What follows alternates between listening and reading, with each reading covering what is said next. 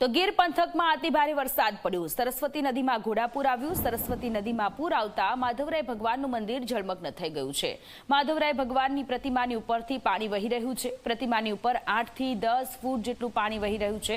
સરસ્વતી નદીમાં પૂર આવતા માધવરાય ભગવાનનું મંદિર જળમગ્ન થઈ ગયું છે। દર વખતે જ્યારે પૂરની પરિસ્થિતિ સર્જાતી હોય છે ગીરમાં, ત્યારે આ મંદિર જળમગ્ન થઈ જાય છે। પ્રતિમાની ઉપરથી 8 ઇંચથી ઉપર પાણી ફરી વળ્યા છે। સંવાદદાતા કૌશલ આપણી સાથે જોડાયેલા છે। કૌશલ, ગીરમાં માધવરાય ભગવાનનું મંદિર કે જે પૂર જેવી પરિસ્થિતિ છે એના કારણે આખું મંદિર કે જે જળમગ્ન થઈ ગયું છે, વધુ જાણકારી શું છે?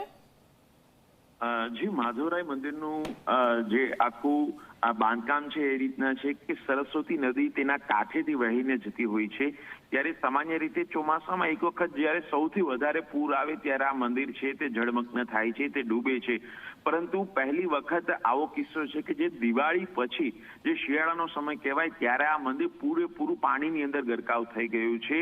આ ગ્લોબલ વોર્મિંગ કહીએ કે જે પણ આપણે કારણ કહીએ, પરંતુ જે વરસાદની સ્થિતિ છે તે શિયાળો ઋતુ જાણે કે નીકળી ગઈ હોય તેને બદલે ચોમાસાનું આગમન થયું હોય વિધિવત રીતે, તે જ રીતે સમગ્ર જિલ્લાની અંદર જે વરસાદ થયો છે અને નદીમાં ઘોડાપૂર આવ્યા છે, જેને કારણે મંદિર સંપૂર્ણપણે ડૂબ્યું છે।